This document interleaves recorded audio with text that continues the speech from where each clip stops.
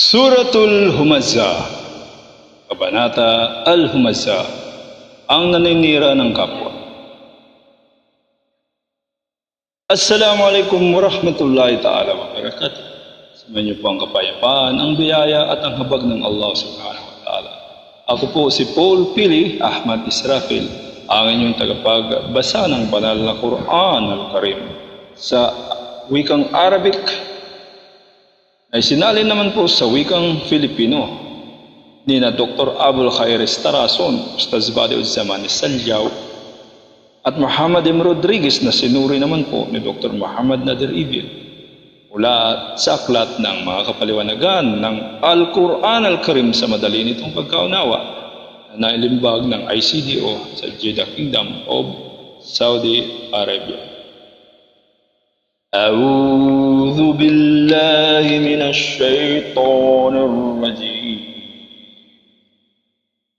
Ako'y nagpapako sa Allah subhanahu wa ta'ala laban sa Satanas na isinumpa. Ang banal na Quran po, ito po ay ang mga salita ng Allah subhanahu wa ta'ala, ang bukod tangi o nag-iisang tunay na Diyos na naglikha sa lahat.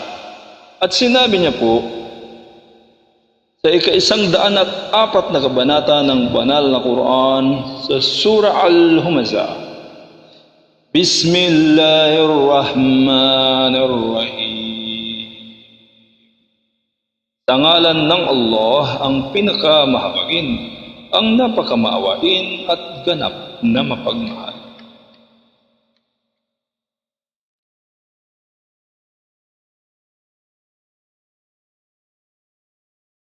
Wailul likulli humazatin lumazah.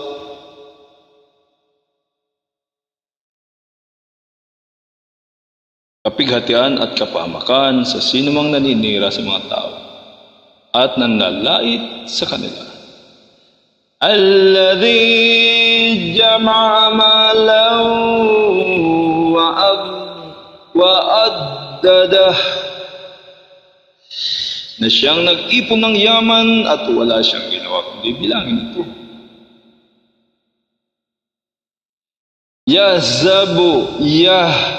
Yahsabu anna malahu akhladah.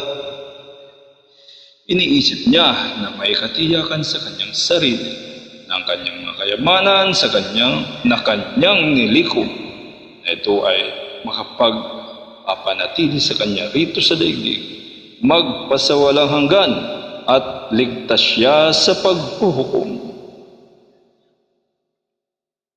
Kalla la yumbadanna fil hutamah. Ang katotohanan ay hindi ang yaong kanyang iniisip, kundi walang pag-aalinlangan. Itatapon siya sa apoy na nilalakumos nito ang anumang inihahagis dito.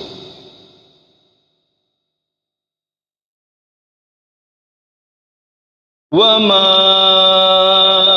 adraka mal hutamah. At ano ang makapagpapabatid sa iyo, Muhammad sallallahu alaihi wasallam, sa pagiging totoo ng apoy na ito, na nilalakumos nito ang anumang inihagis nito?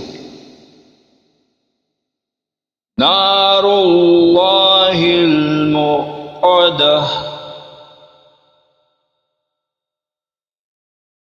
allati tattali'u 'alal afidah.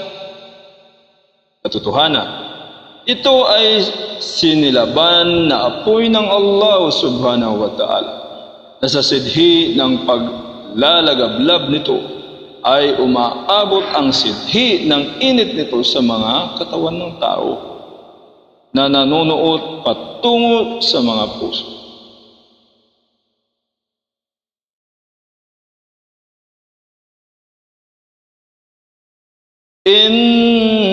Innaha alayhim mu'sadah fi amad fi amadin mumaddadah.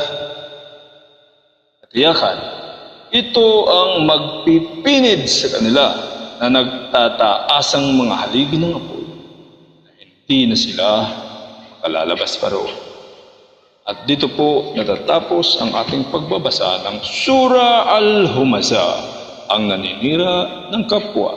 Ika-104 na kabanata ng Banal Quran. Ito po si Paul Pili Ahmad Israfil nagsasabing, Assalamualaikum warahmatullahi ta'ala wabarakatuh. Sumayin niyo po ang kapayapaan, ang biyaya at ang awa ng Allah subhanahu wa ta'ala. Bayan.